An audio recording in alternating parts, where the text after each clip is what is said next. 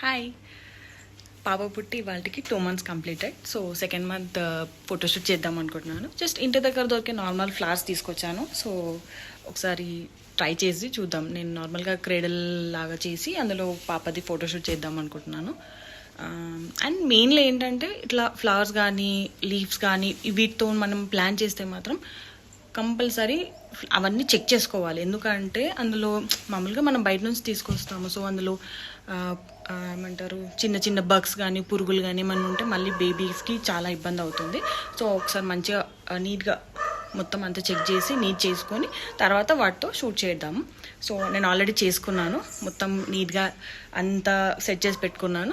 ఇలాంటి చిన్న చిన్న విషయాలే కదా మనకి ఎంతో సంతోషాన్ని ఇస్తాయి.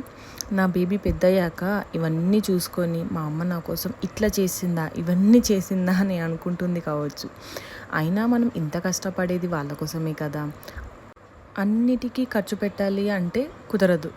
మన దగ్గర ఏమున్నాయి, దగ్గరలో ఏం దొరుకుతాయి అని చూసుకొని కూడా మనం వాటితో సెట్ చేసుకొని ఇలాంటి ఫోటోషూట్స్ ఎన్నో చేసుకోవచ్చు. ఏదైనా ఐడియాస్ రాకపోతే పింట్రెస్ట్లో చాలా థీమ్స్ ఉంటాయి, వాటిని చూసి కూడా మనం ప్లాన్ చేసుకోవచ్చు. చలో ఇదంతా సెట్ అయ్యేలోపు నేను మీకు ఒక ముచ్చట చెప్తాను. పాప పుట్టాక 1 weekకి చెకప్ కోసం పాపని హాస్పిటల్ తీసుకెళ్ళాం. నార్మల్గా 10 బేబీస్లో 9 బేబీస్కి జాండీస్ ఉంటుందంట. అలాగే పాపకు కూడా వచ్చింది. కాకపోతే పాయింట్ కొంచెం ఎక్కువగా ఉంది. ఒక 2 hours ఫోటో థెరపీ చేద్దాం, అదేనండి బ్లూ లైట్ కింద పెడతారు కదా అది, అలా పెడదాం అన్నారు. సరే 2 hours కదా అని ఓకే అన్నాం. తీరా అడ్మిట్ అయ్యాక వెయిట్ చాలా తగ్గిందని, డీహైడ్రేట్ అయిందని క్యాన్వే పెట్టాలి అన్నారు. అప్పటికి అమ్మ చెప్తూనే ఉంది, వెయిట్ లాస్ అనేది న్యూబార్న్ బేబీస్లో చాలా నార్మల్, మళ్ళీ 1 monthలో నార్మల్ వెయిట్కి వచ్చేస్తుందని.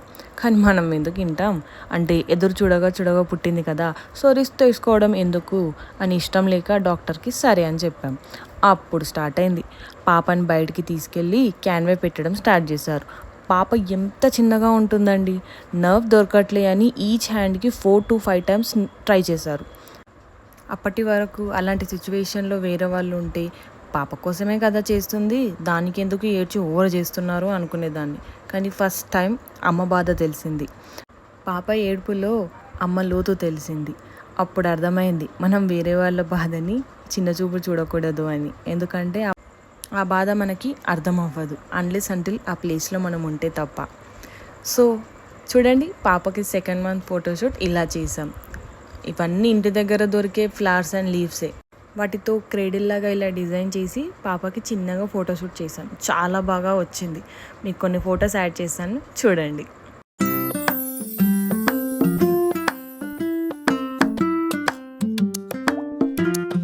చెల్లికి చేస్తే అన్న ఊరుకుంటాడా?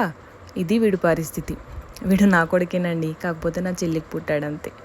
So please do like my videos and share. Please subscribe to my channel. Okay, bye.